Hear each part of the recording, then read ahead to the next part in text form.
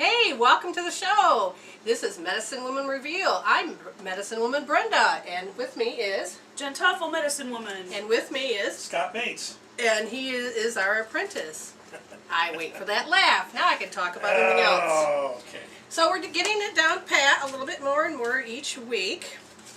And I haven't got my Friday show up yet, but I will have that on YouTube. And Yes. what is our thing? www.youtube.com/Medicine Women Reveal is our YouTube channel. Yep. So we got lots of things. We can talk about issues. We can talk about questions. We could, if there's anybody in the chat room that has a question, we'll be glad to do that. We've got a call-in number, which is area code 989-945-0287. Yes, that is correct. And there's a lot of things. What is a soul coach, for one? What's the difference between a soul coach and a life coach? Well, it's hard to tell, except the simple fact is that there's life, and you can have a lot of things to do as far as, what would you say, Jen? Okay, so for me, a life coach is somebody, you've set goals. I want to achieve this in my life. I have, it could be career goals, it could be with relationships, it could be overcoming something. I want to achieve this in my life, and you have a life coach, and they're there to help set those goals, make those milestones. How do you motivate yourself? Time management, self-direction, and all that kind of stuff. And with a soul coach, there's a different way of looking at life. Yes, you can look at how you want to achieve things, but there's also, well, I've set these goals, why am I not achieving them?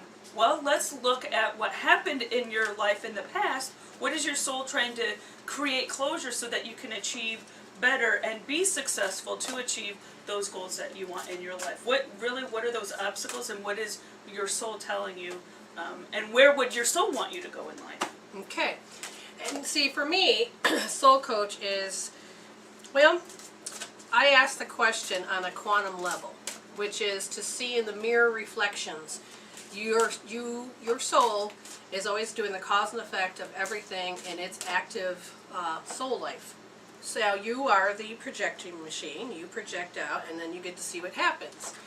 And the caudate nucleus is the part of the brain that you're born with that governs fear. If fear has been healed and has closure, then you'll have more joy than fear. We're helping you to rediscover your true identity. When we help you do that, that is, stop over-identifying with everything, all the traumas and the dramas. Yes, they happen, but they don't need to rob you of your life force. So, like I teach people, you can have life issues and use that as a map or a template to help you decide, oh, I don't want to project this way. I don't want to have to feel this way. And we're told that we have to struggle and suffer. Well, I found that suffering is an option. It is. Literally, it is. Because while so many different traditions or faith traditions or religions or whatever, it's talking about this suffering. Suffering is just part of life, and I've got to overcome it. And when I do that, then my life has meaning. Yes. Say that again. I felt like you just needed to be in a glitch. You says when you're just being human. Right, and that's suffering. I was, taught that, suffering happens. That's part of life. That's part of everyday stuff. Is that, well, you're human and you suffer and you came to the planet. And you're supposed to grow. Right, and those are your lessons. And when I overcome that suffering, that I now have meaning in my life. I've given my life meaning because of this suffering. You know what what the spirits have always told me is that when you were told that God hates you, or God is mad at you, or God is angry, anything, I mean, it was like the worst thing to do is to say that God doesn't love you, or God isn't love. So guess what? What's left? That you're supposed to be born into life as torture and hell, and that you're left alone to your own devices, and that you have to beg for forgiveness. Well, that's not true. Our soul has created that separatism and allowed ourselves to grow and ask the question, what if? Where are we going from here? But when you stop over-identifying, we have what they call an ego. Again, I have learned that an ego is an electromagnetic, guiding, omni-apparition, which sounds like what? The ability to use electromagnetic energy to create something into being. And guided is because you have to decide which part of you, which is your personality, that's guiding it. Is it your true identity, or is it your over-personalities? Is it the personalities that are over-identifying in the pain and the suffering? When you start to find your identity, there is the core parts of yourself that you have to usually live into this energy field of what they call the pimp and the hoe. Get to watch this movie called Ghetto Physics, and you're like, oh, that makes sense. But it is the archetypes of the pimp and the hoe. What do I mean by that, Jen? The pimp is somebody that wants to put their idea or their agenda into what you're doing. And as the hoe in this situation, you don't have any power but to be doing that. You have to be doing that. Yes, and a victim is one step lower than a hoe, because a hoe can fight back, where a victim feels like they are completely drained of their power. And the whole point is, if we help you create closure to all of those traumas and dramas that is in the history, it's in your history, it's in, because the caudate nucleus is based upon not just what your soul's journey is doing, but the bloodline that you came born in with, the color of your skin, the religion, the, what else, Jen? The gender. All of these things make up your codes. Right. Yeah, your gender identity, your sexual orientation, religion, culture, family. And the group consciousness society has determined it too, because then once you've decided, okay, I'm going to be a woman that's white, that's born in the era of 1967, I'm going to be born to a man and woman that's constantly feeling like life is suffering. You know, well, bing, there I am. I wasn't born in Australia. I was born here in Flint, and that energy was what is the encoding as well into my caudate nucleus. So all of this sets there. All of this will determine what kind of things I need to address. And if we're taking the evolution back, which means we're not involuting, the involuting of coming down, descending down, we've already done that process. We're going back to remembrance, which means we don't have to keep going through hell repetitively. We've already been there, done that, because of the vast potential. Eventually we're going to have to say, preserve the positive learnings, which means, did your soul come here to learn what it needed to learn? Okay, let's preserve those. Is there anything else to learn? No, not on this particular subject. Then you say, okay, how can I close this particular part of the subject? Okay, you're going to look at how do you define dread. This is just for an instance. And then dread, you learned that dread was supposed to be in relationships, and you learned that at 1 year old. At 1 year old, you're probably watching how people's energies are, and your mother's dreading having to go to work, or dreading to have a husband, or dreading to taking care of the kids. Emotions create color flexes in your aura, and they are just sometimes burst, and they can be acute. But when they become very chronic, then they carry a very heavy color. Kids see frequencies. It's very frequency specific. Kids see them. And again, they chose you to help define what journey they're supposed to have. So nobody's blaming. It's all synchronized to have to work together. Does this make sense? Yep. Okay. What we're going to do is I will continue more on this, but what I'd like to do is there was a question. Yes, there is. So this person in the chat room says, can you identify the most recent past life and its impact on the current life? See, and when it comes to past lives, this is where I wish that we could talk more, because the way I help people understand what they need to really look at is that what interests you, okay? What are your interests? Like my daughter likes Eskimos. I know that part of her past life is that she was an Eskimo. A part of her that has part of being Indian. I like the Renaissance period, if there's certain periods I like. Now, I have, it's not by choice or by accidents that I'm following this path of a shaman, because my very past life was all about being a shaman. And I had to heal much. Now, the story, I can't really tell you exactly what you were, but as much as I can tell you what particular past life is causing you the most grief, because your soul wants to heal specific things. So in this case, we'll see what will come up. Now, all I'm seeing is paper, which means I see a person just constantly going through all the paper, and they're frustrated as hell, and I don't understand what that picture means, except for they are dishonoring themselves. They don't really want to be there at work. Maybe they work at a bank and they're handling money. Well, it And looks they're like seeing it's not their money. it could. Everybody else's. It could be. I'm looking at a 9 by 13, or what do you call it? Not a 8 pan. and a half by 8 and a 11. half. I'm so Legal- used to cooking. Letter. 9 by 13. It's not the size of a pan, it's the No. size of paper, 8 and a No half more by making 11. brownies now. No more baking bread. Sorry. Okay. No more making cake. Yeah. All right. But what happens is, wow, they're showing me this particular thing. They're angry. I have to figure out why they're telling me this. Maybe the papers is a bookie at the track.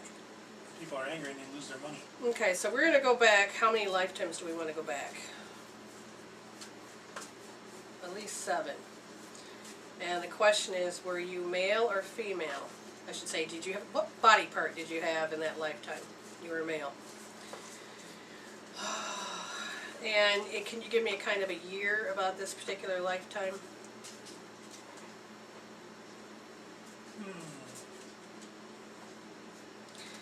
Oh, wow. I don't know what happened in 400. AD 400? Or 400 years before present? I think it's BC. 400 BC Rome? Oh, I don't know enough. I can't remember enough of the history.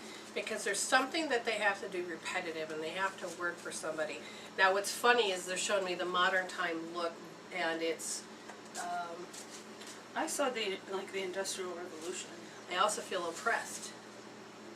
I feel oppressed, but I feel like I'm somewhere within, because if you're talking about ancient Rome, you're talking about maybe some form of hierarchy of society. Right. And I don't really feel like it's a peasant. I feel like there was like I could work inside the building, and because, and I was good enough to do that. I qualified for that. So what else happened in 400 BC? Okay, I'm asking the question the wrong way. That's what I'm doing. I'm asking the question the wrong way. There was a lot of rules that were engaged. I feel the anger that something was taken away. How does it affect in this lifetime? Well, according to this, there were some things that happened that made you freeze, that you could never break out of your shell. You constantly were doing what you're told to do, and you froze and you fouled. And how does it show up in this lifetime? Well, if I ask directly what does the soul want to do based on what that question is, they're going to say, well, there's a chronic vulnerability, and there is that fear of being controlled. Now, again, I don't have the, unless you can communicate with us, or, that would be great. Yeah, yes, but Okay. so what I got, so there's a broken partnership of some kind that has to do with the paper that you were talking about. I feel like they may have been like a scribe of some kind that they had to write things. That'd be about the only paper. I mean, So, yeah, so that it's the passing, and what the card says, and the passing of truths, myths, and legends from generation to generation. And what if the story's wrong? Maybe they did have to answer to somebody, but they're required to tell the story a certain way. This reminds me, okay, read the response. I'm attracted to types of eras, Victorian, Roman, for example, the moves under Pride and Prejudice and Wuthering Heights. But you did Okay. say Roman. Now, what's interesting is Jane Eyre. I think that might be from the same particular energy field, Right, Pride and Prejudice. Uh-huh. There was a lot of people that had a voice. I felt like you weren't able to use your voice. I feel,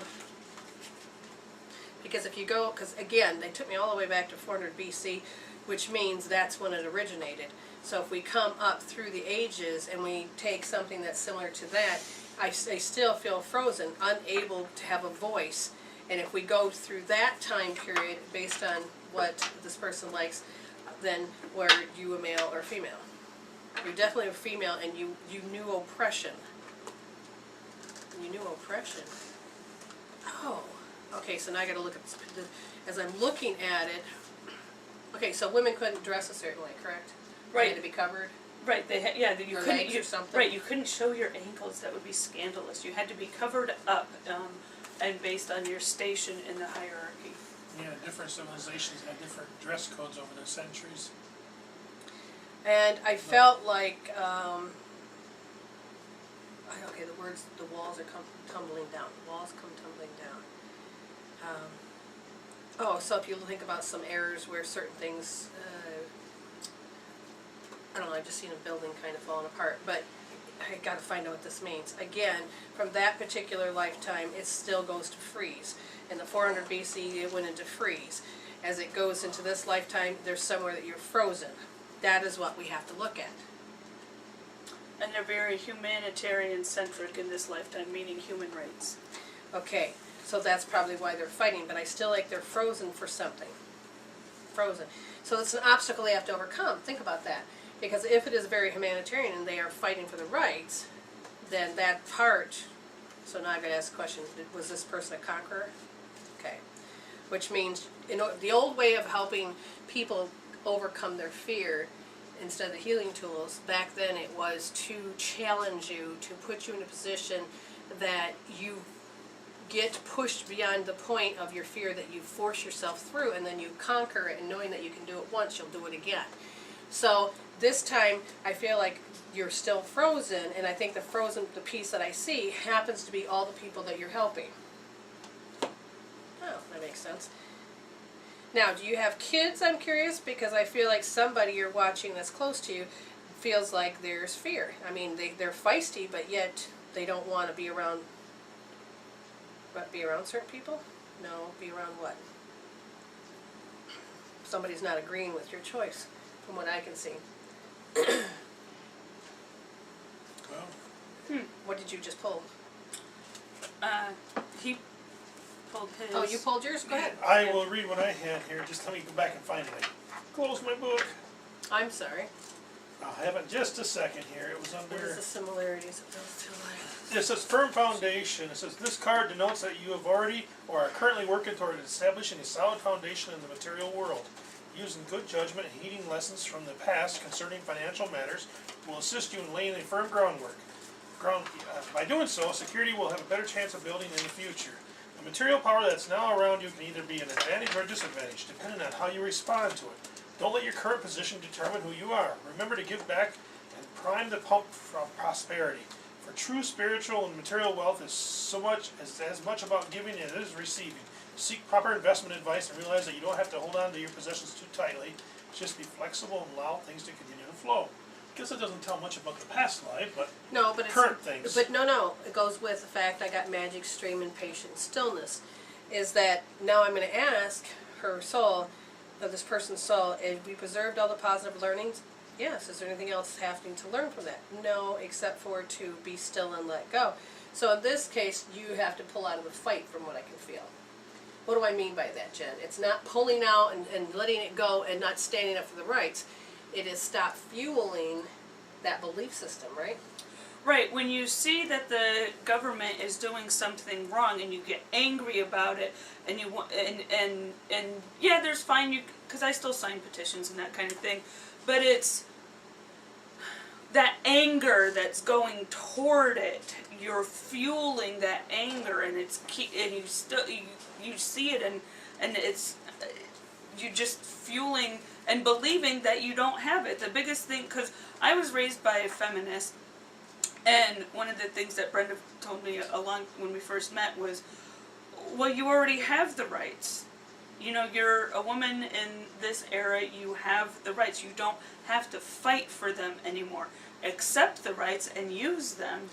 So when you feel like you're fighting, resolve that, and then what will happen is it'll change the attraction factor. We'll talk more about this after we take a quick little break. Past life cards. There's an actual deck for past life cards that are very specific, and that is the deck I would use. I just don't have it in front of me. I would actually have to walk into the other room and find it. As far as, yeah, I don't have the the book. cards don't help. Yeah, we have the The book. book does help. Phoenix. It's the Phoenix past life deck. Phoenix, what would that be? I can go look for it once you guys continue now. Go find it. Well, you do it in order to look. That's the funny part. Okay. So, I was informed by my recent past life by a psychic and wanted to see if you saw the same thing. Well, I'm not that sort of psychic. What I am is, what do you want to call it? I see the soul's patterns of what needs to be healed because I see thoughts that change and pathways for every decision you make. It is all based on groups of how your brain stores it. So a particular past life, I can get close to signatures, but that's about it. I'm not, Jen, what about you?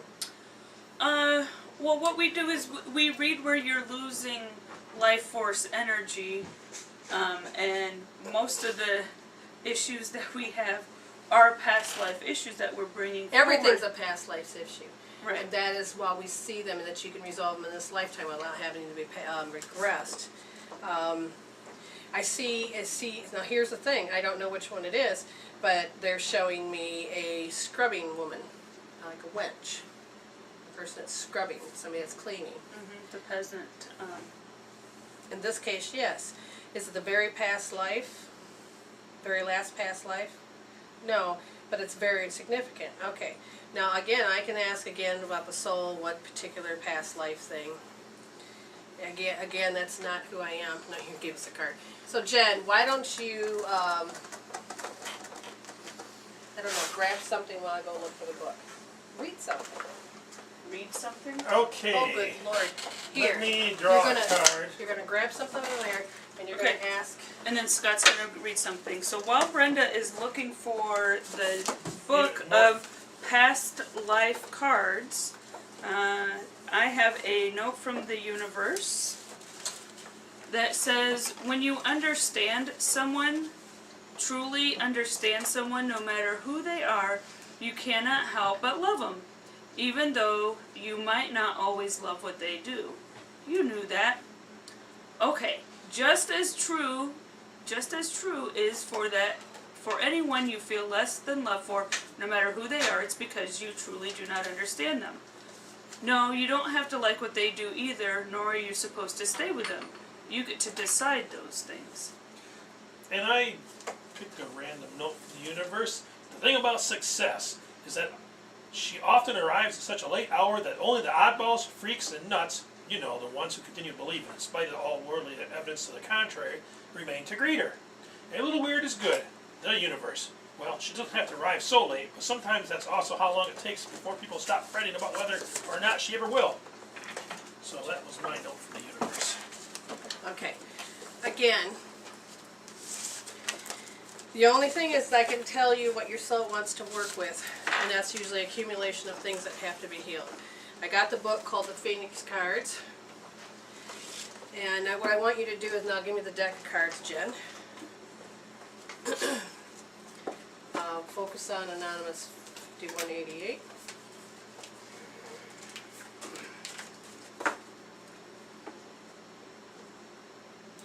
Let's see what we draw here.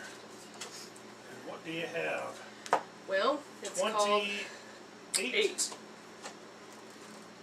28. That looks like great Superman colors.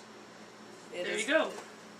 So, Contemporary one to Western symbol. is this part of your last past life? And it said yes. So I don't know what Okay. it is. Let's see what applies. You are a driven individual with set ideas of your own. You are always eager to climb or capture another mountain. To you, life itself is a challenge. It is not in your nature to conform, and any effort to force you into doing so will be met with great resistance on your part. You are naturally a very stubborn person.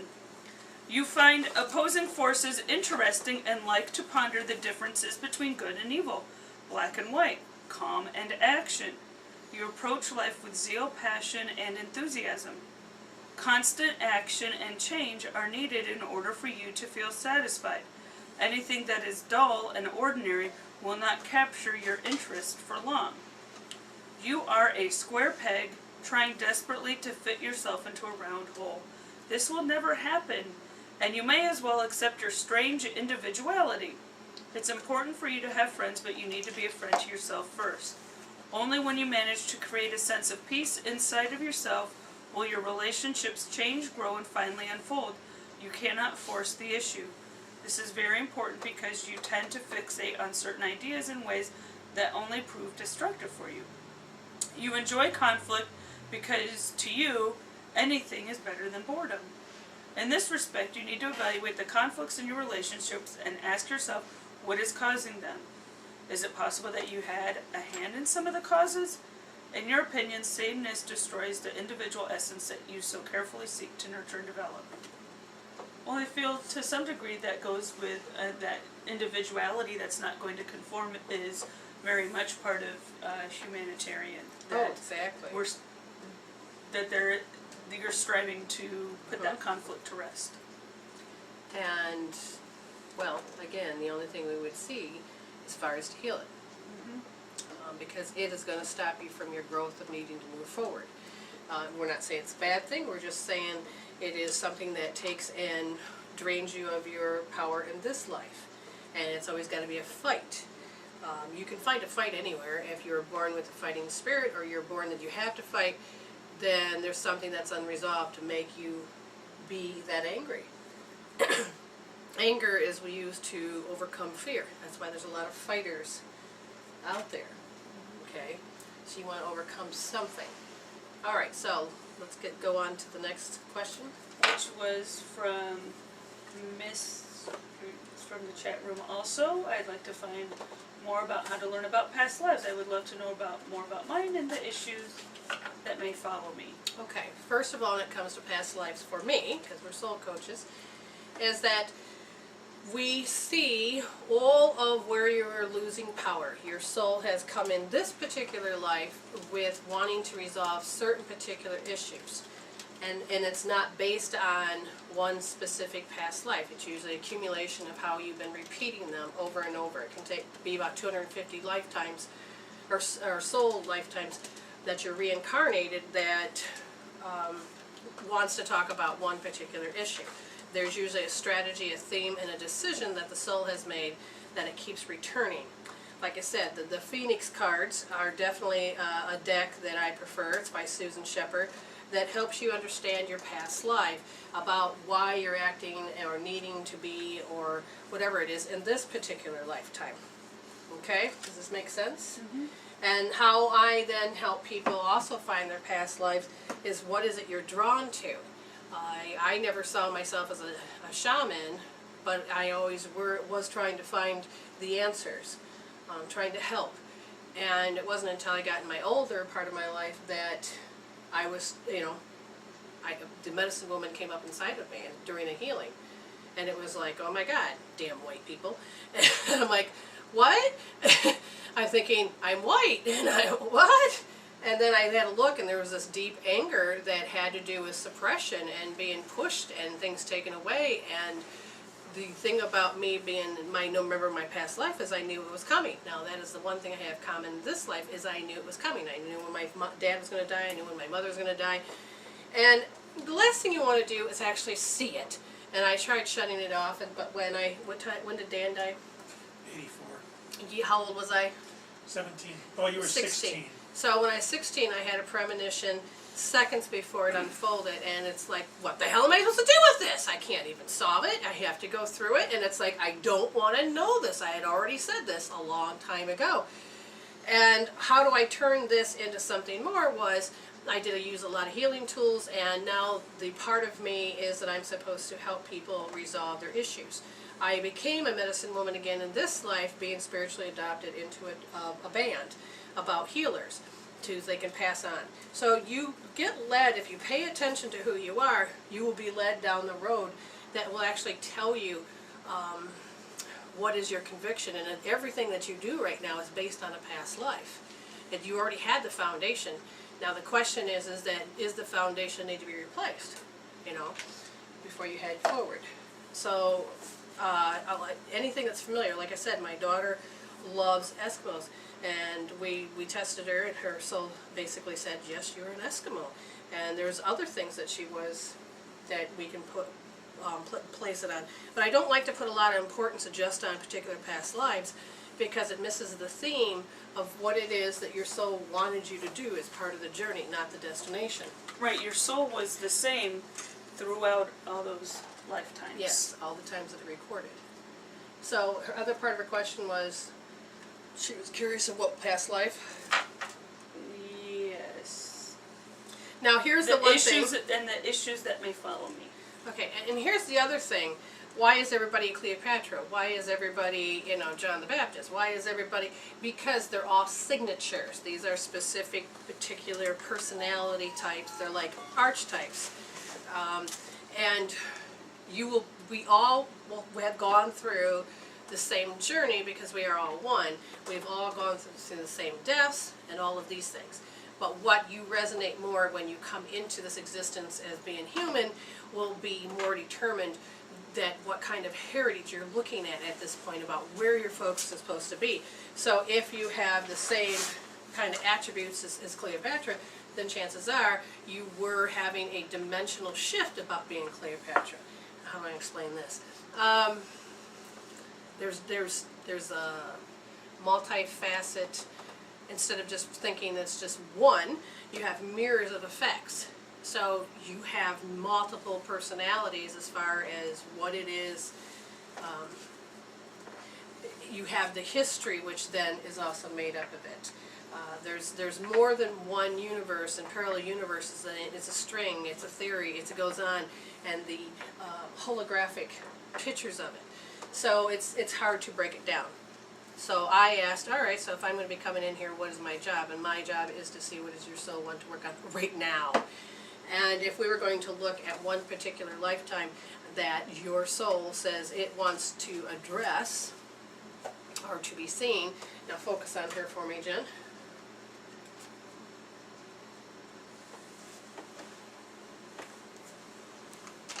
And she picks this right now.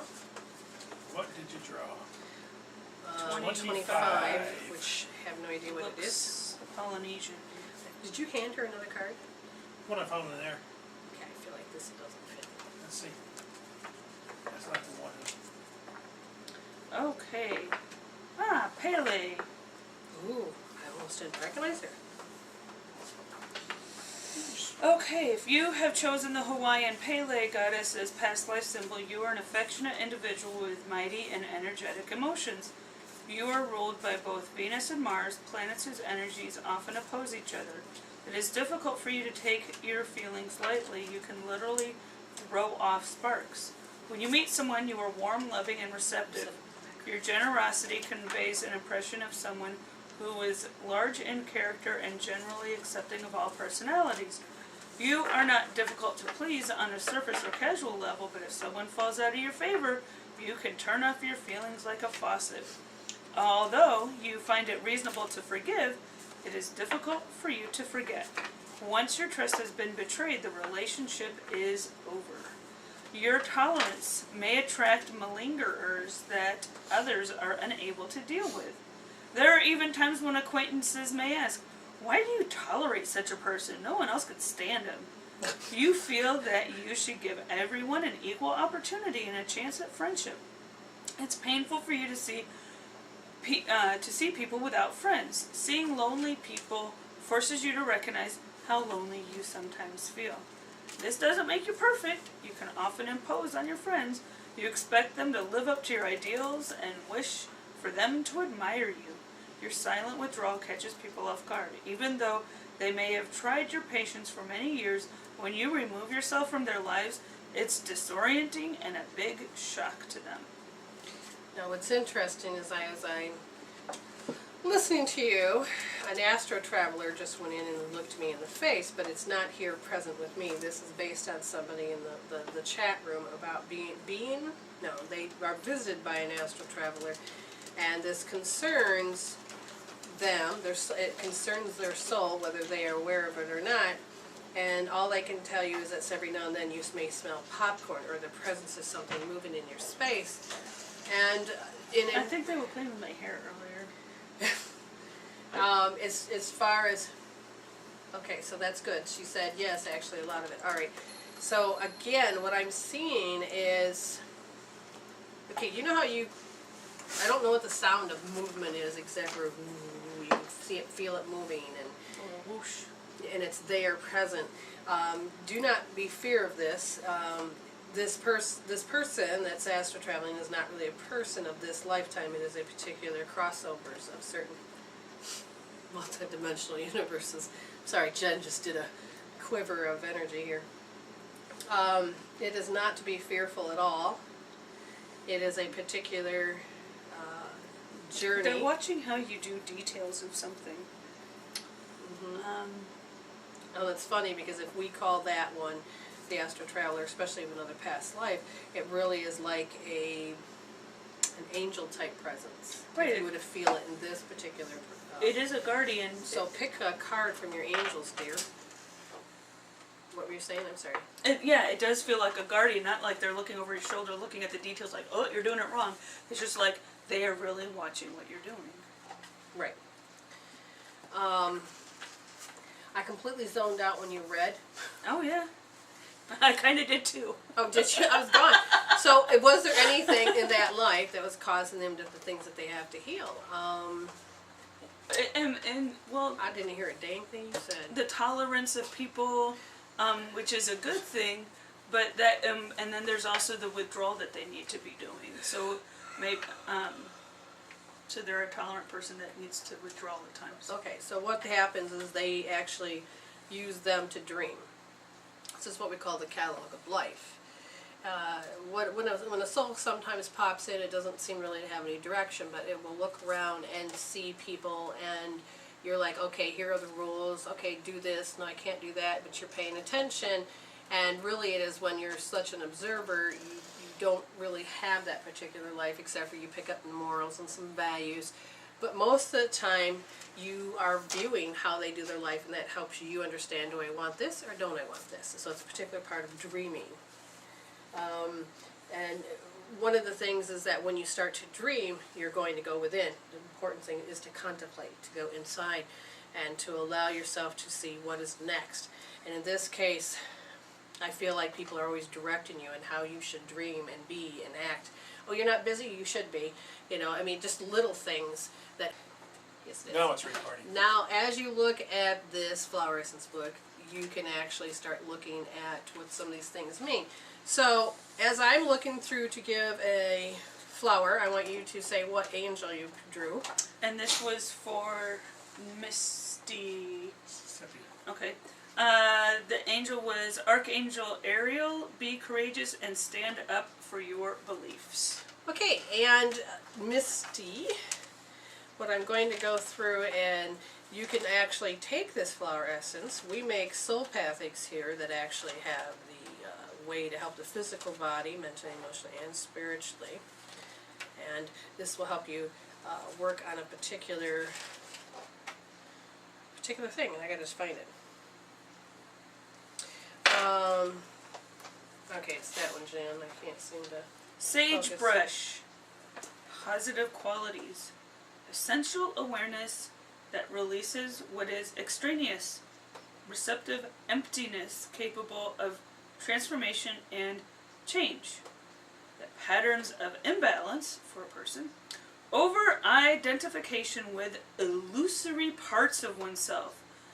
Cluttered and chaotic attachments. Need to release dysfunctional and stifling aspects within the personality or surroundings or people. So, if that sounds familiar, then what you would do is you just take in some drops, and it's a small bottle most of the time. I can't think of how big it is. And then you just put it in something, water, or wherever they tell you how to do, a couple drops here and there, put it directly into your tongue. Okay. You can buy it from anywhere, offline. Like I said, we make soulpathics that's designated to working on deeper issues. Now, as far as, I'm not sure if that's a question or if that comment that they do this, but Anonymous 5188 says, can see guardian angels. Names, guardian angel names, spiritual home planet names, and which archetypes energy one resonates with the Archangels. most. Yeah. Oh, Yeah, archangels, okay. I'm not sure whether or Six foot not across the room, if that's this is their ability, or if they're asking me the question. Yes. Questions. Okay. Well, we use decks of cards so that we can really hone on specific frequency, because we have all the realms of angels that are around us. Which one are we specifically working on at this point is different. As far as the planets, well, you're probably a little bit more more in tune with that. That is not my expertise. And Jen, I don't know if you're into that. I just use the decks of cards really to kind of tune in and You know what's hone funny in. is we should make a deck of cards, or find a deck that have like home planets. Where would you originate from? You know, some people originate from Pleiadians, but then there's also, I can see it, I just can't say it. Whoa. Who do I always tell you that the Sirius? police? No, the police. Intergalactic Archangel Michael and such.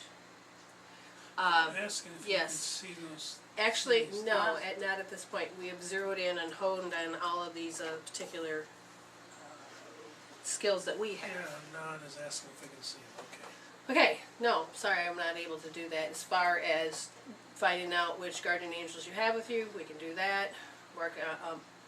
You have the third ray working with you, and you have the color green ray, and note C if you're looking at vibrations, if you're looking at incoming resonant energy that's coming into you. That is those three things that I see. I would say that all of a sudden I'm picking up on their third chakra, which is yellow, their identity. This seems to be a matter of great importance to them, to knowing where they're come from. Well, that could go with their identity to some degree. That makes sense in that. Well, if I were to look at this particular thing, I feel like I'm tested more than I am being asked, and I'm not sure exactly why that is so, unless that's Jen's feeling. So somebody's testing you. Again, there's that astral thing again. There's an astral energy. Right, because I haven't felt myself since I had that vision or whatever. Somebody's reading through me. Okay, so there's another thing in here that has to do with, and I don't know who it is in the room, Okay. but it's coming from a particular lifetime. So as soon as she yawns and lets the energy move through, she's not bored, she's just allowing the tell sign to come through. Oh. 19. Okay. XIX. Ay. Okay, so, Same upside down as upside right. no, it's upside right. So it's the same number either way. Oh! Yes. Yes, you are correct. What am I looking at? This next one. There you go. Okay. Love of reason. Love of reason. Greek painting. Love of reason. If you chose the Greek painting as a past life symbol, you are an unusually sharp and inventive person. For you, life is an intellectual enterprise that needs to be figured out by rational thought and reason. Although you may have a refined or artistic nature, your active intelligence loves to analyze. You also have strong oratory and verbal skills that will benefit you greatly if you master them with a little more discipline. You exhibit compelling powers of persuasion and are a fine negotiator. You love debate, but shun petty arguments. You are not one to deplete your energies on ideas that are negative, meaningless, or fruitless. The idea of a higher truth appeals to you, and you search for it the way that others gravitate to God or spiritual concerns. This is what I feel like the energy is that we were picking up on. Yeah. You express the highest powers of your mind in debating, teaching, or just talking. It gets your mental juices flowing, and you like that feeling. Thinking is a release for you. The scope of your mind is wide and exceptional, but nervous and overactive. For this reason, you may have trouble sleeping or be disturbed by unusual dreams of searching for something you cannot find. Now here's a strange feeling, is that I was supposed to draw out of the deck of Hidden Realms, and so we're going to look for the wisdom, and it's called the Swan Queen. Swan Queen, transformation, intuition, patience. The Swan Queen guides, let me start over. The Swan Queen glides your way and asks that you look at your reflection in the events of your life. That's what keeps going into my face, in and out. She gives you the ability to see the beauty that has transformed your life from ignorance to wisdom. The Swan Queen lets you know that it's time to go within and seek the answers in your own intuition. Don't look outside yourself for answers now. The true power lies reflected in the still waters within you. Now is the moment to meditate and ask for a vision. The power of psychic perception is inherent in you, and the Swan Queen will help you dive deep into your query to find the answers you seek. This is a reminder to allow time to transform ideas into reality. Nothing happens overnight. Interesting. Let me see if that feels like it is gone, or if it's transforming. You know how you feel like you need coffee? Wait a minute, is that you, Jen, I'm picking up? No. No. I don't So drink it's- coffee, so it's not me. It's somebody in this room, somebody had my that's in that coffee. room. All I can do is, again, I feel like So now who are there's, you picking up? I feel like there's a phantom in the room. There's an energy of residents left of people that left. Is Okay, it- they were there, but they're not. Oh, the Menace chat or room. a funky? Not the Phantom Menace? No. Was No. it Funky Phantom? Yeah, in the chat room. Somebody left their energy. They're not on anymore, but they left the energy presence in that Right, room. there's an energy imprint. We all leave energetic imprints wherever we go. And I feel like that whoever was there was angry and then felt like they needed to chastise somebody, or they felt chastised and they needed to get away and listen and tune in, and from their world. Somewhere something is acting funny, and I don't know what it is, except for it's so strong it keeps drawing my attention to look at it. Right, and my head feels fuzzy. And now I'm asking if there's anything else I'm supposed to look with this, and it's there's a bit of nervousness. Wow, there's a trial going on. I don't know where I'm at, but I'm in a trial right now. Somebody feels threatened? No. Being threatened? No. Is a threat. To me? To Jen? To Scott? To this thing? To the show?